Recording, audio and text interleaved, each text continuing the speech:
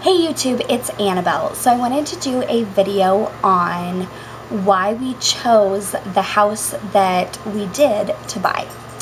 Okay, so when you're looking at houses and you look at more houses and more houses and more houses, and you narrow it down to ones that you like, ones that you can see yourself in. And when I was like shopping for a wedding dress, everyone told me, like, as soon as you put on like your dress, you just know. And we got married after we bought our house, and looking back, that's the same thing that happens when you go to look at houses. And I say that because when we looked at tons of houses, and I mean tons and tons and tons of houses. We looked at houses in our price range, we looked at houses under our price range, and we looked at houses over our price range. And yes, the houses over our price range were so beautiful, absolutely beautiful and gorgeous. The thing about those houses is that they were already perfect. And we were looking for something that we could make our own and make to fit our lives. And the houses that were under our price range were like homes that needed crazy work, like a ton of work. And what we were looking for in a house was a house that we could move into.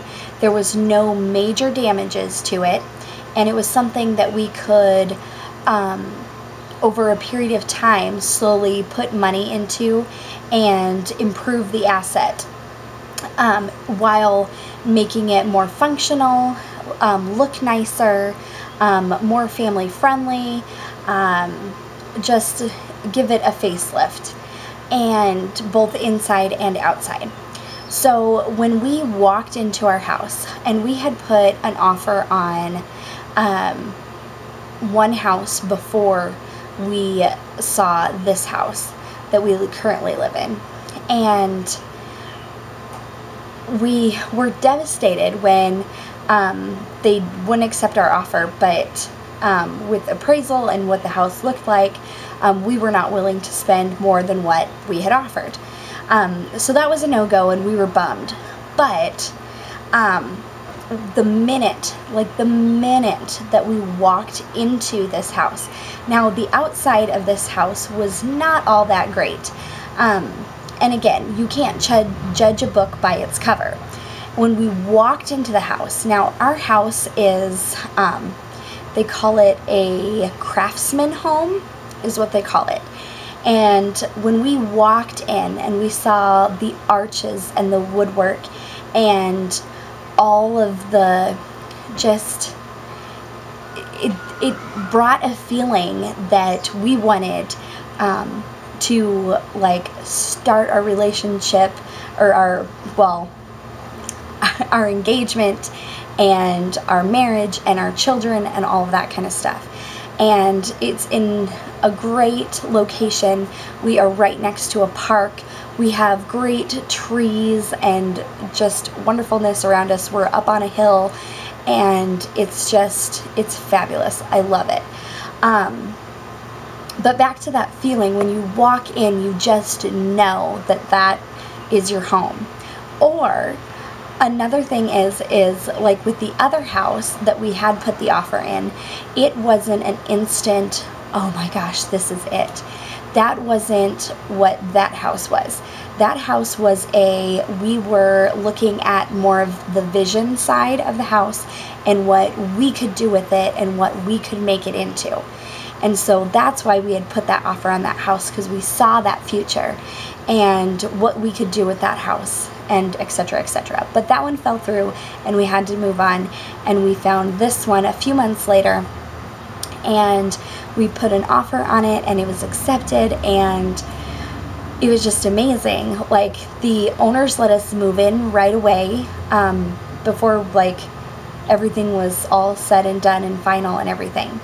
And So what we're doing with our property right now, so why we bought this house. As I said before, we were looking for a house that was move-in ready. There's no major damages and major things wrong with it, like cracked foundation, water damage, termite damage. We were looking for something that didn't have any of that, and something that we could have a 10-year plan. When we moved in, we had a 10-year plan for our home, and so we have all of this stuff written down on a list of everything that we would want to make this home our home. And so one of the things is making it dog friendly and family friendly and our lifestyle friendly, and just again spiffing it up and doing facelifts. So this is how we do our do-it-yourself, like home project stuff, or we choose to do it-yourself.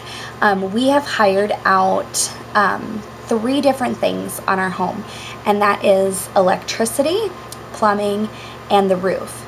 Otherwise, every single thing that we've done to our house, including new windows, gates, storage, tearing down walls, putting up new walls, all of that stuff, refinishing light fixtures, redoing the garage, redoing the front porch, putting in our front fence, putting in new windows.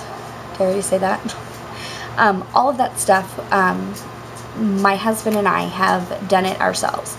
And it's part of having the pride in your home and the pride and being proud that you did it and that you're making your home yours.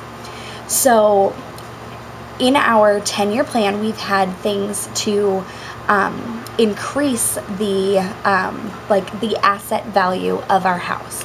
So our main goal is to have our house be worth more when we decide to sell it than what it was when we bought it. But also considering all of the money that we have put into the house, we still have to be making money on that, if that makes sense. So for all of the thousands and thousands of dollars that we have put into the house, and what we paid for the house plus what we put into it, we need to make more on it when we sell it than that. That's the ideal situation. So everything that we do to our house, we ask if it is necessary or not. And if it is not necessary, then we are not going to do it. Also cost. I do not buy quote unquote cheap things, but we do buy what we need for the lowest price possible. We're not going to spend like $5,000 on the bathroom when it only needs a couple $100 of upgrades. So something like that. And we have still more stuff that we want to do with our house, but that is basically like how we decided to buy our house and kind of our general thinkings about our house and our projects and all that kind of stuff. And I'm going to be doing more videos on our home improvements and doing befores and afters and costs of things, like where we live. And we are just making our home a better home and a home to fit us and also future potential buyers. Because we do know that we will not be in this house forever. That is most likely not going to happen.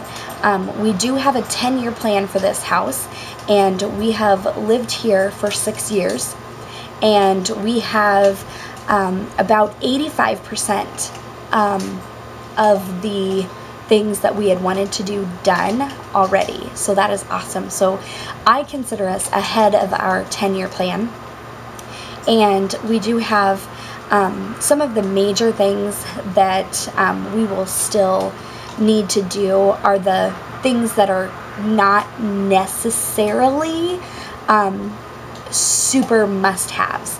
Like things that we want to buy in the next 4 years are new appliances and just other more spendy things. But yes, anyways, I think that is all. If you have any questions, please feel free to ask. But yeah, anyways, you all have a wonderful evening, and I will talk to you guys later. Bye, guys.